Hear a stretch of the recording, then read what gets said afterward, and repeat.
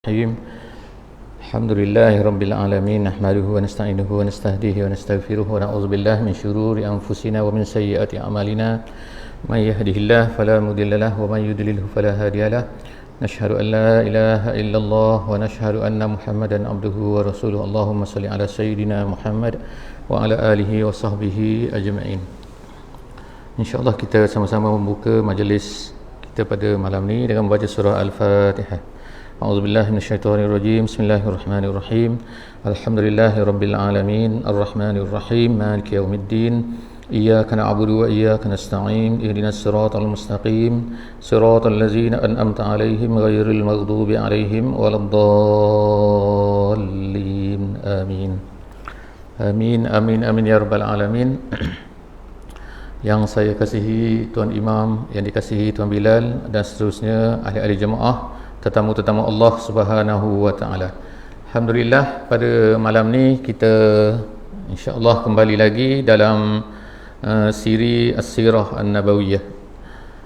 Insya-Allah sebagaimana yang telah kita lalui pada minggu lepas,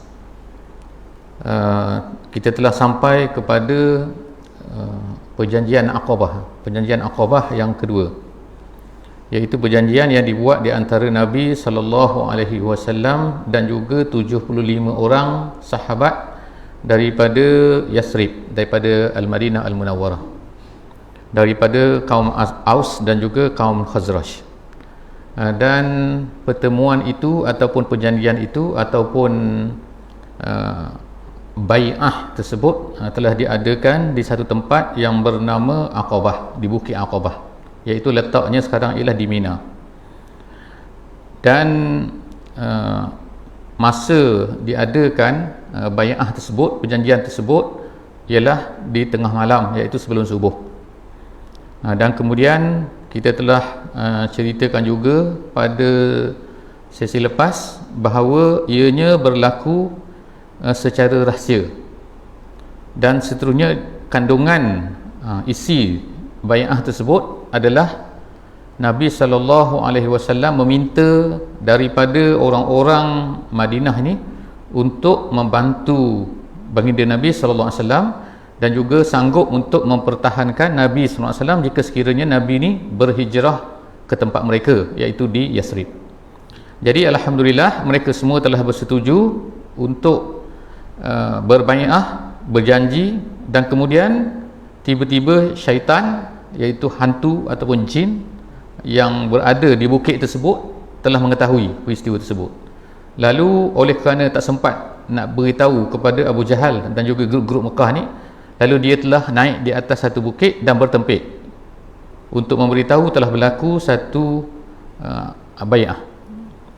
Lalu yang kita ceritakan, kita lalui pada minggu lepas, orang-orang Quraisy ni yang bila mendengar peristiwa, mendengar pekikan tersebut ataupun jeritan daripada syaitan ni, lalu mereka telah pergi kepada kumpulan yang datang daripada Yasrib ini, yang jumlah mereka pada masa itu 300 orang, tapi yang Islamnya lebih kurang 75 orang sahaja. Semua sekali 300 tu ketua mereka ialah Abdullah bin Ubay bin Salul, iaitu ketua munafik selepas daripada itu. Tapi apabila ditanya kepada orang-orang Yasrib ni, Abdullah bin Ubay bin Salul menafikan. Dia kata tak, perkara ni tak berlaku. Dia kata awak semua kena tipu lah dan sebagainya. Tapi selepas tu, keesokan harinya, apabila rombongan daripada Yasrib ni dah bertolak balik, iaitu dalam perjalanan menuju ke Yasrib, tiba-tiba orang-orang musyrik Mekah ni telah mengetahui, telah pasti dah bahawa peristiwa bai'ah ni betul-betul terjadi, bukannya satu perkara bohong-bohong. Macam mana dia tahu? Ahli sejarah tak sebut macam mana, dan dalam buku-buku sejarah Islam pun dia sebut, dia kata tidak diketahui bagaimanakah orang-orang Quraisy ni boleh mengetahui.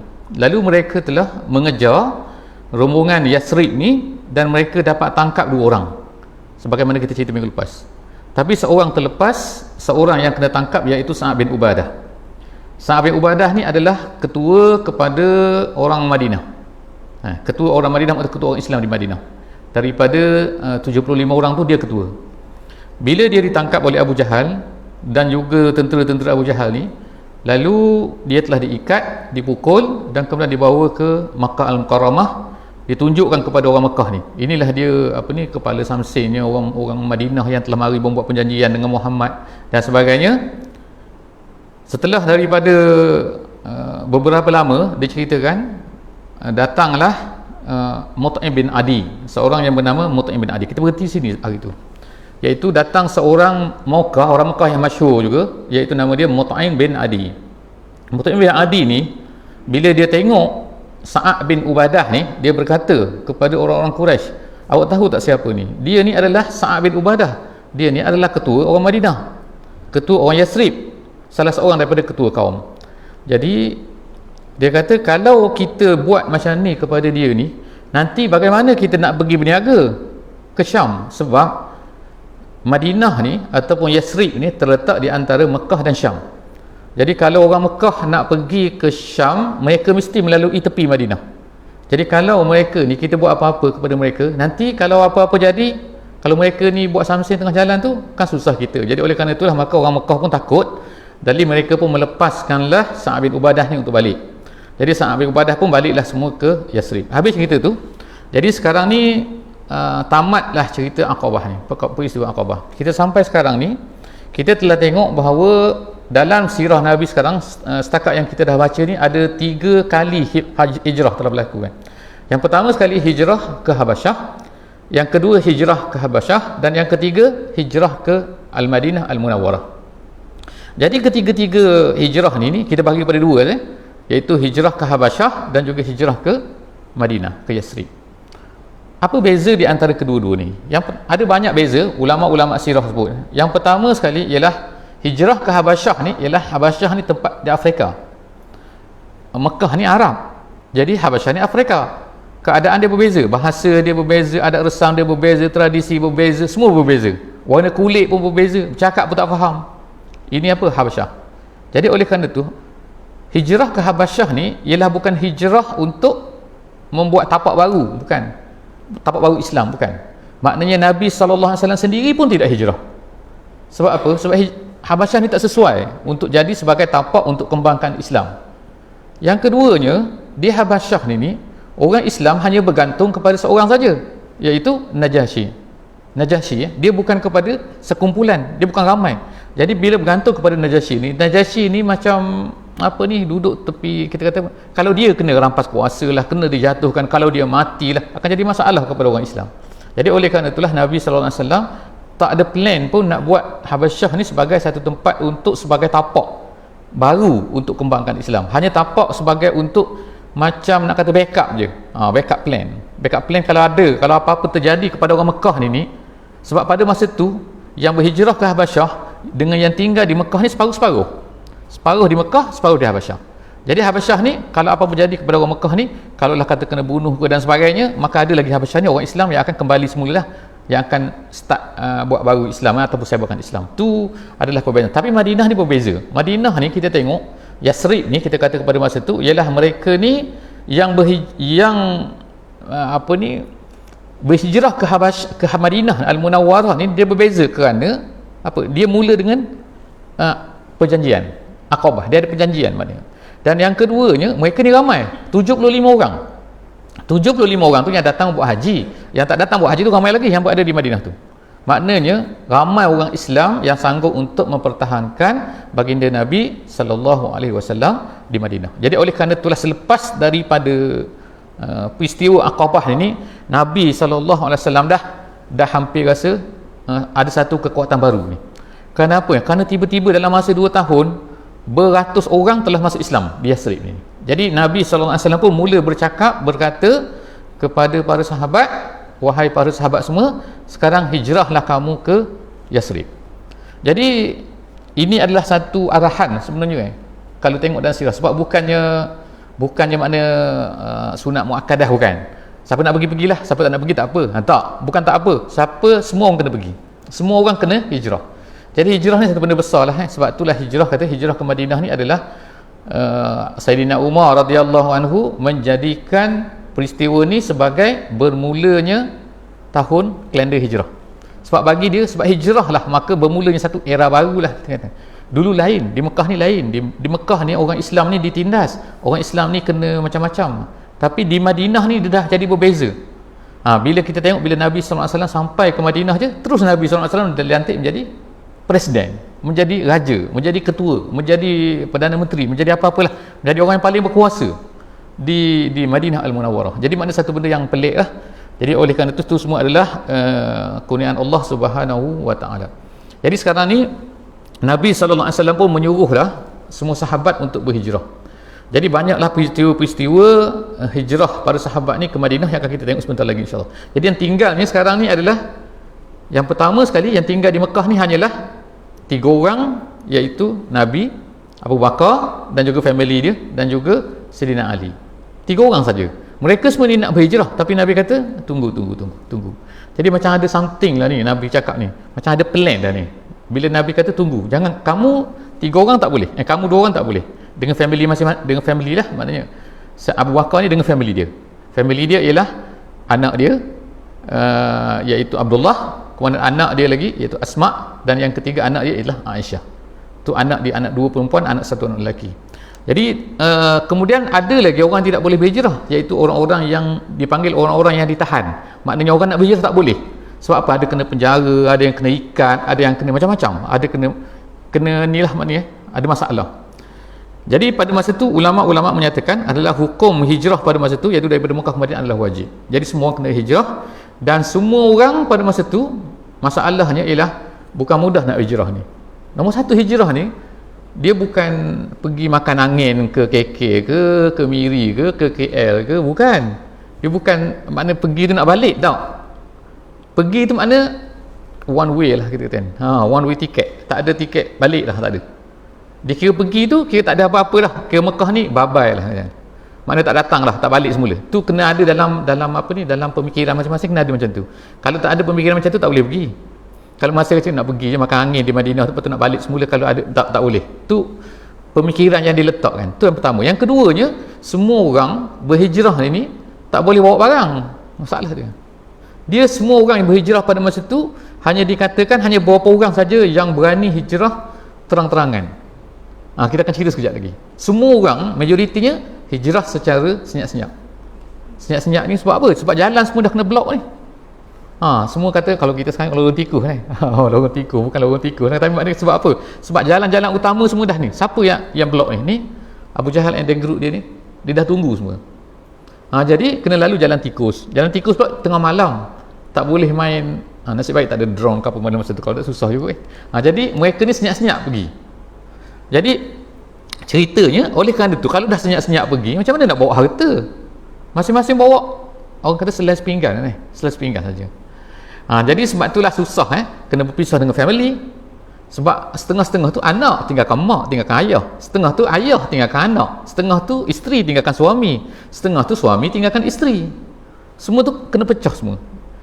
Lepas tu harta tak boleh bawa. Jadi kita akan ceritakan sini ada beberapa peristiwa yang kita kata menyayakkan hati ke, sedih ke, iaitu peristiwa-peristiwa hijrah yang diceritakan di dalam buku-buku sirah An-Nabawiyah.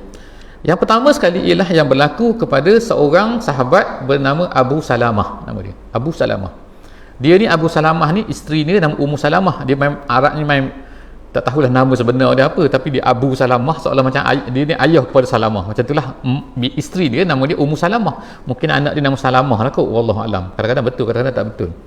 Jadi dia ni Abu Salamah, dia ni Ummu Salamah, dia ada anak kecil seorang, anak Damit.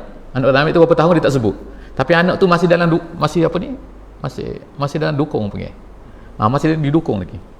Jadi konon-konon dia je lah, dia ni nak berhijrah lah, nak tinggalkan tiga-tiga orang tu berjalan. Jadi isteri dia ni bawa anak dia ni. Bawa baru nak keluar daripada Mekah ni, family kepada isteri dia ni. Family kepada isteri dia ni tahu peristiwa ni. Jadi apa dia buat? Ialah dia pergi tahan. Dia tahan, dia tarik. Dia kata awak nak hijrah, pergi hijrah seorang. Abu Salamah. Awak jangan duk bawa anak perempuan kami ni, iaitu Ummu Salamah ni, dan ini cucu kami, awak jangan. Jadi pada masa tu Abu Salamah ni Abu Salamah ayah ni kan, tariklah tangan anak tu. Jadi dia kata tangan tu bukan putus, tercabut tulang, terkehil cabut tulang. Jadi menangislah Ummu Salamah ni. Ummu Salamah ni akhirnya Abu Salamah ni dah tak boleh dapat isteri dia, dah tak boleh bawa dapat anak dia, dia pun startlah berjalan seorang diri berapa ratus kilometer ke Madinah. 500 km 500 km padang pasirnya, dengan panasnya, dengan macam-macam lah tengah jalan tu, perompaknya. Kita dengar perompak ni banyak pada masa tu kan. Yang kita dengar cerita sebelum daripada ni, iaitu seorang sahabat bernama Abu Zal Al-Ghifari tu. Dia ada kelompok-kelompok dia daripada padang pasir tu, dia ada orang-orang yang memang bani-bani yang memang kerja dia lah merompok orang. Kalau tak bayar bayaran, dia akan ni lah. Tu cerita dia. Jadi Abu Salamah ni pun berjalan seorang diri pergi ke Madinah. Tapi Ummu Salamah ni berada di Mekah. Jadi sejak daripada Abu Salamah ni pergi tinggalkan dia di Madinah, dia asyik duk menangis. Anak dia dah ambil oleh family tadi. Jadi maknanya dia terpisah. Ni seorang sini, seorang sini, seorang sini. Jadi terpisah selama berapa lama? Dia sebutkan dalam buku sirah ialah dia menangis selama 1 tahun. Bukanlah menangis tiap hari takut mati tu kan. Tapi maknanya dia ceritakan asyik duk menangis selama 1 tahun macam tu.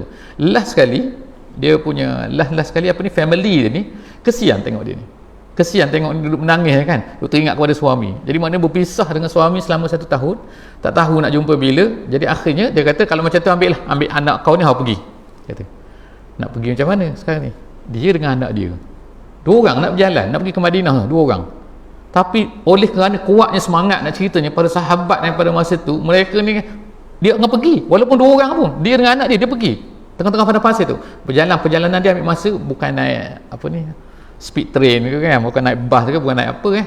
Dia ni masa tu dia berjalan kaki. Masa tu dia berjalan kaki, tak tahulah kata nak mati ke hidup macam mana kata. Berjalan makna waktu malam siang. Dia biasanya perjalanan tu ambil masa, pada masa tu nak pergi ke Madinah ialah 2 minggu. Maknanya 14 hari lebih kurang.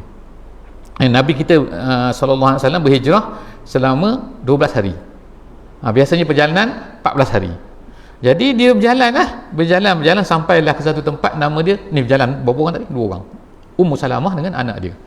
Berjalan satu tempat, nama dia Tanaim. Tanaim ni kita tahu Tanaim ni baru keluar daripada Mekah. Masa tu Tanaim ni kira luar Mekah, jauh daripada Mekah. Sekarang ni Tanaim ni dah bersambung-sambung dah, memang dalam Mekah dah. Tanaim ada satu masjid tu, tempat orang buat umrah. Orang nak start pergi umrah ada satu masjid apa nama tu? Lupa lah sebab lama tak pergi. Jadi dia pergi ke situ, sampai ke situ dia berjumpalah dengan seorang yang bernama Utsman bin Talhah. Ni seorang kafir, orang kafir dia ni. Jadi Utsman bin Talhah ni tanya dia, awak nak pergi ke mana lah ni Ummu Salamah, awak ni perempuan dengan anak awak nak ke mana ni? Dia cakap, aku nak pergi ke Madinah. Dia kata nak pergi ke Madinah. Awak tahu Madinah, Yasrib awak tahu berapa? 500 km lagi. Tapi tak kira, dia kata aku nak pergi juga. Jadi oleh kerana Utsman ni dia orang kafir ni, dia musyrik, tapi oleh kerana dia kesian itu, dia bawa letak atas unta dia.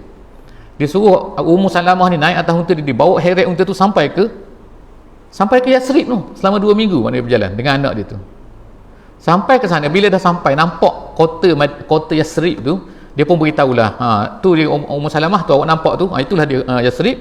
Jadi dia turunkan daripada unta dia, dan kemudian dia pun patah balik semula ke Mekah. Jadi nak cerita, ada juga orang musyrik tu yang baik-baik macam tu yang sanggup untuk hantar tu. Jadi akhirnya bertemulah Ummu Salamah ni dengan suami dia, Abu Salamah. Tu satu cerita yang pertama dalam cerita hijrah yang dahsyat-dahsyat kan. Yang keduanya ialah cerita Suhaib bin Sinan. Suhaib bin Sinan. Suhaib orang panggil Suhaib Ar-Rumi, masyhur dia. Suhaib Ar-Rumi. Dia ni seorang sahabat yang berasal daripada, saya rasa kita pernah cerita dulu, iaitu dia berasal daripada Iraq. Tapi dikatakan dia ni orang Arab asalnya. Tapi masa kecil tu, masa dia damik-damik lagi, dia bersama-sama dengan mak dia pergi main-main di satu tempat peranginan ni. Dia kata di tepi sungai di Jelah ni, dia ni masa patut ada tentera-tentera Rom telah datang. Tentera Rom telah datang ambil dia daripada mak dia. Jadi buat lari Suhaib ni masa kecil lagi, dia kata umur tak sampai 6 tahun. Buat lari ke mana? Buat lari ke Konstantinopel. Konstantinopel ni jauh lah. Konstantinopel ni kawasan pada masa tu macam Paris lah, macam London, kawasan orang putih. Bercakap bahasa Rom masa situ. Jadi dia ni dibawa oleh tentera ni jadi hamba di sana. Oleh kerana dia ni kulit dia cerah, rambut dia ni merah, tak tahulah merah sebab apa. Tapi dan dia pula sebab tak pandai dah bercakap Arab. Masih bercakap Arab tu masa kecil, jadi lepas tu dah membesar di kalangan orang-orang Rom ni. Jadi dia pandai cakap Rom je. Jadi lepas daripada tu dia telah dijual. Dia jadi hamba, dia dijual kepada negara Arab. Akhirnya dia sampai ke Mekah. Bila sampai ke Mekah pada masa tu, dia tinggal di Mekah sekejap, kemudian tiba-tiba Nabi Muhammad SAW pun diutuskan menjadi Rasul. Jadi dia masuk Islam. Jadi dia ni di antara orang-orang yang awal masuk Islam. Dia ni pandai berniaga. Jadi dia berniaga-niaga. Jadi orang panggil dia Ar-Rumi, orang panggil dia Suhaib Ar-Rumi. Kenapa Suhaib ni orang Rom? Seolah-olah dia macam Rom. Tahu tak tahulah asal usul dia Arab tak Arab ya. Tapi yang pentingnya dia ni tak pandai cakap Arab sangat. Lepas tu barulah dia belajar cakap Arab, pelat-pelat dia kata. Pelat-pelat apa panggil kan? Maknanya cakap tak betul, cakap Arab tak betul lah. Jadi dia jadi kaya lepas tu. Harta banyak. Berada di Mekah. Bila Nabi SAW suruh pergi berhijrah ke Madinah, ke Yasrib, dia pun terfikirlah, macam mana aku nak bawa harta aku banyak-banyak ni? Sebab apa?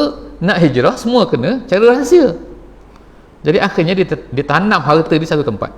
Dia gali lubang, dia tanam harta dia. Lepas tu dia ingat aku di mana peta-peta dia tu macam cerita koboi sini. Jadi dia pun bergeraklah pada dia bawa anak panah dia katakan, dia salah satu keistimewaan dia pandai memanah. Jadi dia pun berjalan sampai tengah jalan, kena sekat oleh yang kita kata tadi tu, yang petrol ni, yang duduk inilah kan, Abu Jahal and tentera dia tu, geng-geng dia berpusing-pusing, jumpa dia, kepung dia nak panah dia kata, aku ni ada panah, kau jangan duduk main-main, kata aku ni pandai memanah, dia kata, kalau aku panah kau mati kau ni, kata. Jadi asyik duduk berlawan-lawan macam tu, macam orang koboi juga, koboi kan, aku pistol siapa tembok dulu macam tu lah aku ni. Jadi macam tu dia kata, tak apalah macam ni, dia kata, macam mana kita deal deal apa, dia kata, deal, aku ada harta, dia kata, sebab orang-orang Quraisy yang tentera-tentera Quraisy yang tahan dia ni, dia kata, awak dulu miskin, dia tahu dia bercakap jauh mana kan, panah tu kan, tapi dia cerita, awak dulu datang ke Mekah ni miskin, kami tahu, sekarang ni awak dah banyak harta, mana harta awak boleh kata awak nak pergi mengikut Muhammad ni, tapi dengan syarat awak beritahu awak letak harta awak tu di mana.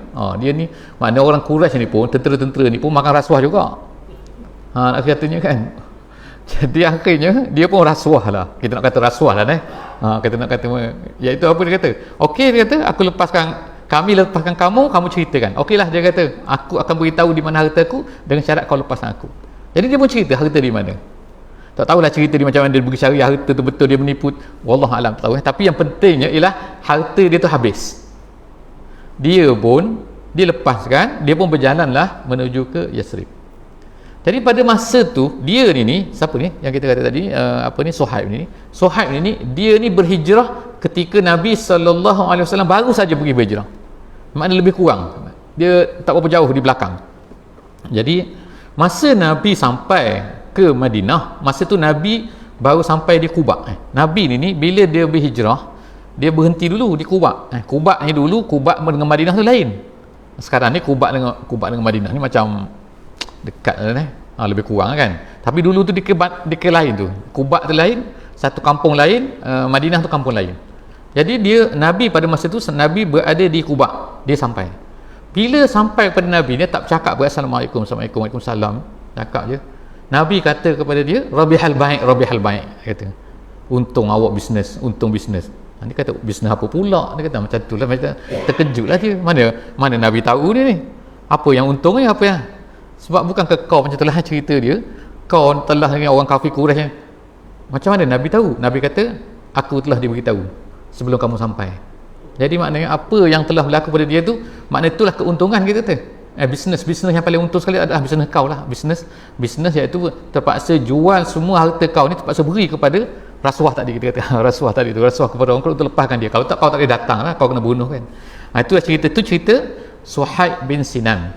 Nama dia digelar oleh Nabi SAW sebagai Abu Yahya. Jadi masyhur lah, dia kata Rabihal baik ya Aba Yahya, Rabihal baik ya Aba Yahya. Itu kata-kata Nabi SAW kepada dia. Yang ketiga, itu yang kedua.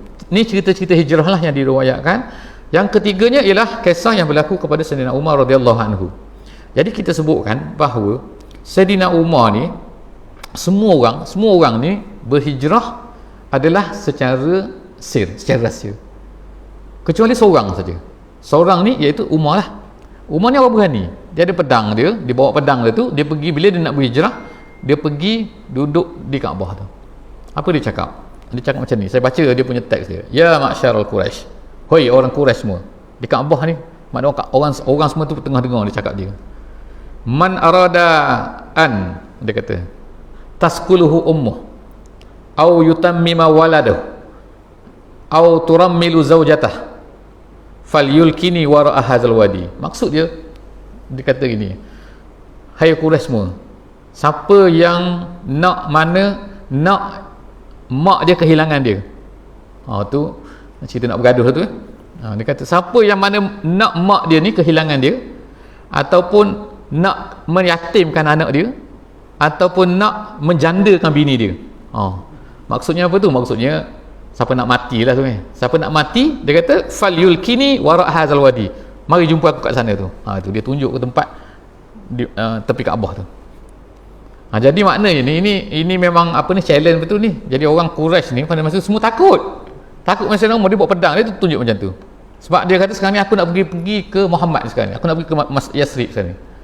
Jadi oleh semua orang diam semua, dia pun berjalanlah menuju ke Yasrib, dan bersama-sama dengan dia pada masa itu ialah ikutlah 20 orang daripada orang Mekah ni, orang Muslim yang lemah. Yang lemah maknanya yang tak berani nak buat macam tu. Jadi dia pun heret semua sekali, 20 orang pergi ke Madinah. Jadi sebab itulah seorang sahabat bernama Ibnu Mas'ud, masyhur juga Ibnu Mas'ud ni, dia pernah berkata, dia kata, inna islama Umar kana fathan. Masuk Islamnya Umar ni adalah merupakan satu kemenangan kepada Islam.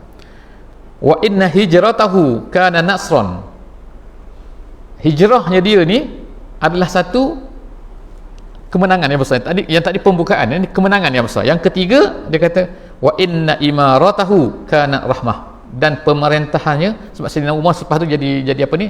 Jadi khalifah, adalah rahmat, dia kata. Pada masa pemerintahan yang dirahmati oleh Allah Subhanahu Wa Taala. Jadi itulah beberapa cerita yang kita petik. Ada lagi beberapa cerita lain tapi tak sebut insya-Allah. Jadi ulama-ulama sirah sebutkan kenapa orang Quraisy ni takut sangat Dulu masa Nabi masa sahabat-sahabat, bukan Nabi, masa sahabat-sahabat dulu berhijrah ke Habasyah, orang Quraisy tak takut sangat. Sekarang ni bila Madinah ni, orang Quraisy takut. Kenapa orang Quraisy takut ni? Dia ada beberapa sebab disebutkan. Yang pertamanya, di Yasrib ni ada dua kaum, Aus dan juga Khazraj. Aus dan juga Khazraj ini ialah orang yang pandai berperang. Tapi masalah dia satu saja, dia suka bergaduh. Jadi bila dia bergaduh, maka dia jadi lemah. Asyik-asyik dia bergaduh dua ni, Aus Khazraj. Kalau dia bergabung sama-sama, dia akan jadi kuat. Sebab tu mereka ni orang Quraisy takut.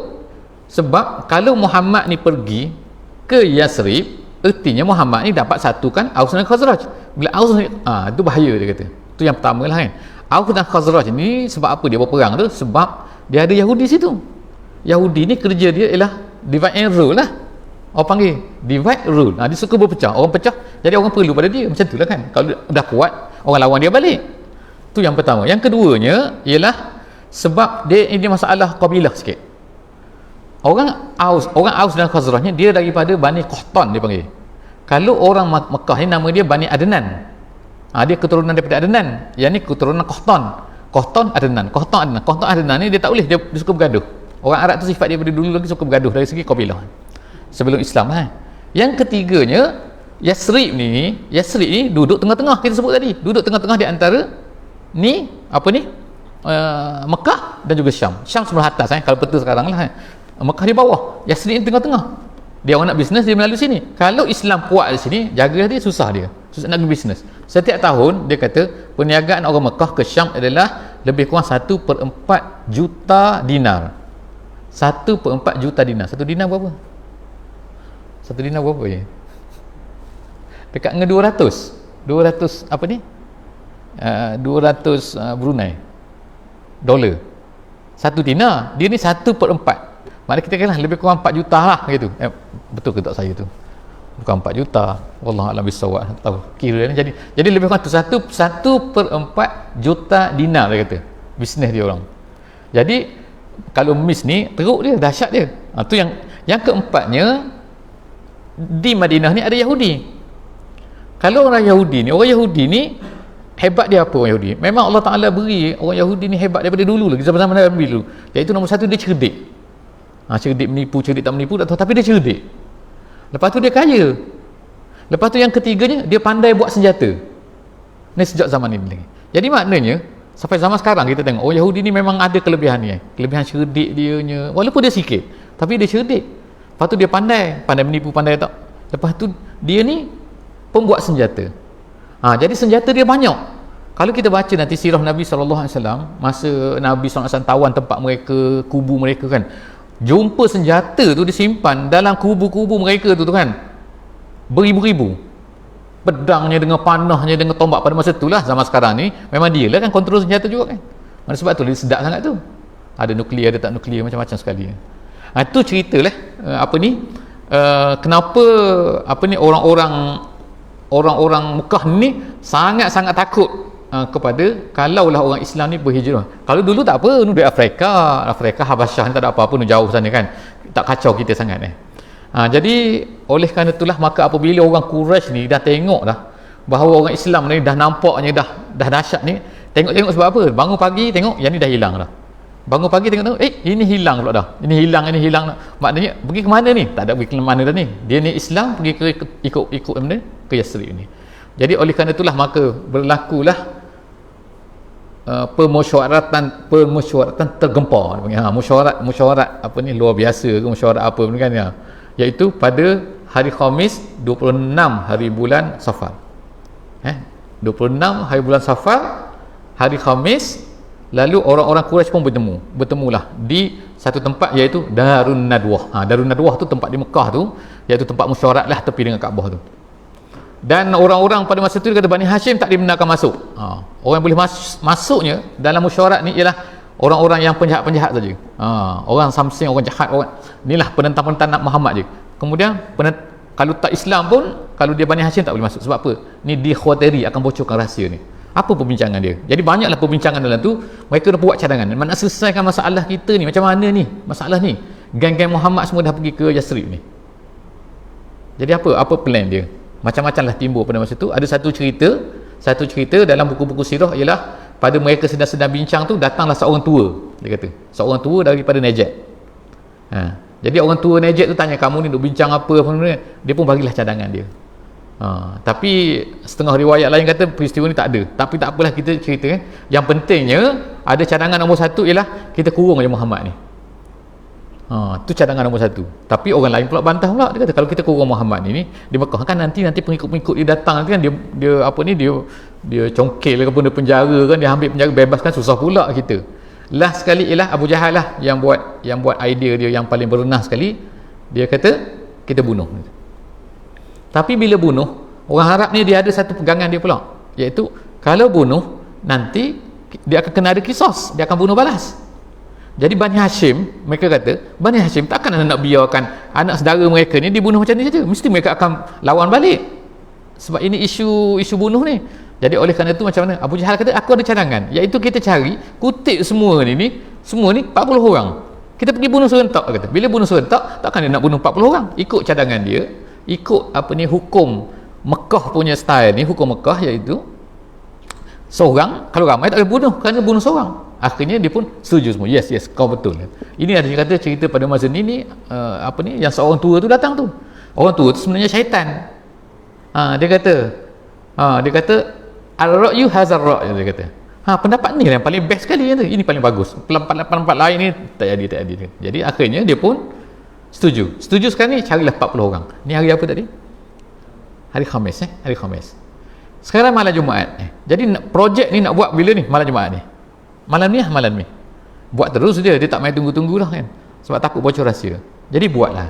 Nabi SAW telah diberitahu oleh Malaikat Jibril. Jadi tak ada apalah Nabi pun buatlah plan dia. Mereka ada plan dia, sebab tu dia kata wa makaru wa makarullah wallahu khairul makirin. Mereka merancang, Allah Ta'ala pun merancang juga. Mereka ingat Allah Ta'ala yang lebih menjadi lagi kan.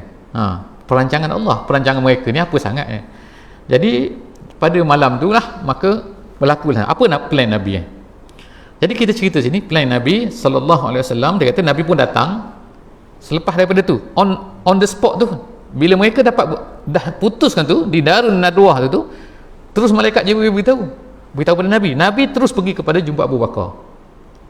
Nabi datang pada masa tu ialah dia kata pada waktu zahirah. Zahirah tengah hari. Orang Arab tengah hari, tengah panas, dia tak apa? Dia tak keluar rumah biasanya, dia tidur. Kalau kita pergi sekarang pun kan, dia ada waktu tengah hari tu, dia waktu tidur. Semua tutup kedai. Dia pagi-pagi dia start kedai. Lepas subuh tu start berjual lah. Tu kan. Lepas tu tengah hari dia stop semua. Dia rehat saja. Dekat asar baru buka pula. Sebab dia panggil waktu zahirah. Nabi SAW pun dalam hadis dia, kalau waktu tu panas sangat, dia suruh kita lambatkan sikit sembahyang zuhur. Sini tak payah tak sebab aircon semua kan tak. Zaman dulu dia suruh lambatkan sikit. Sebab dia kata tunggu sehingga bayang tu ada, dia kata. Maknanya kalau rumah-rumah tu ada, supaya orang boleh nak pergi sembahyang tu, dia boleh lalu tepi rumah tu, ada bayang. Boleh berlindung di tepi-tepi rumah lah dulu, rumah-rumah macam tu. Jadi Nabi pun datang kepada Abu Bakar radhiyallahu anhu. Kata Aisyah, dia kata, kata Aisyah pada masa tu, Nabi tak pernah datang jumpa dengan Abu Bakar melainkan hari ni tiba-tiba pelik ni. Kenapa waktu tengah hari datang ni? Mesti ada benda ni. Abu Bakar radhiyallahu anhu pun tanya Nabi SAW. Dia tanya apa? Dia kata, dia tanya as-suhbah. Dia tanya satu perkataan je. Dia kata as-suhbah bi abi anta ya Rasulullah. Dia tanya as-suhbah tu maknanya aku boleh ikut sekali dengan kau ke? Macam tu lah. Dah tahu dah, kata. Ya, Nabi kata, Nabi SAW kata, ya, na'am as-suhbah. Tu saja jawapan dia. Na'am as-suhbah. Ya, kau akan bersama dengan aku. Untuk mana? Untuk hijrah. Padanlah sebelum daripada ni, bila Abu Bakar ni minta kepada Nabi SAW nak hijrah, Nabi kata, relax dulu. Macam tu lah kan. Tunggulah. Tunggu apa? Dia pun tunggulah. Dia buat apa? Dia tambatkan 2 kaunter dia. Rumah dia tu disimpan 2 kaunter. Untuk apa? Untuk berjalan ni. Macam siapkan kereta lah kan. Tukar minyak hitam semua macam tu lah kan. Semua get ready lah kan. Dia sebab tak tahu. Tapi tak tahu bila nak pergi ni. Jadi bila ni nak, dia kata, tunggu je, kau tunggu nanti. Jadi pada waktu malam, ceritanya kan, Nabi pun duduk di rumah dia. Ni malam Jumaat. Nabi duduk rumah dia dengan Ali bin Abi Talib. Kemudian sampai tengah malam, Nabi pun keluar daripada rumah dia, pergi ke rumah. Sebelum keluar tu, tengah malam, Nabi dia orang-orang kafir ni, dia dah datang dah ni, kepung 40 orang dia dah kepung rumah ni, keliling rumah Nabi SAW. Tapi target dia akan bunuh pada waktu pagi, masa fajar, kata, waktu subuh. Jadi mereka pun pada malam tu Allah Subhanahu Wa Taala perintahkan kepada Nabi SAW supaya keluar. Jadi bila nak keluar tu, Nabi pun bacalah kan ayat yang kita tahu semua, surah Yasin ayat ke-9 tu. Waja'alna min baini aydihim saddan wa min khalfihim saddan fa ushaynahum fahum la yubsirun.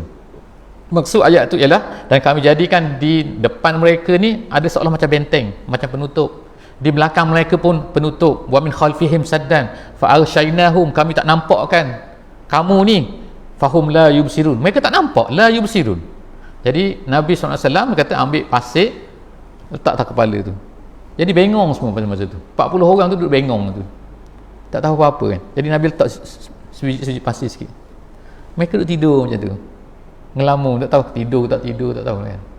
Tunggulah, tunggu. Hampir nak subuh, mereka pun pergi mengintai kot. Dia pintu tu, dia kata pintu tu ada lubang, pintu rumah tu. Jadi dia mengintai, tengok ada orang tidur. Tidur tengok siapa? Dia duduk dalam selimut warna hijau. Kata. Ni hijau.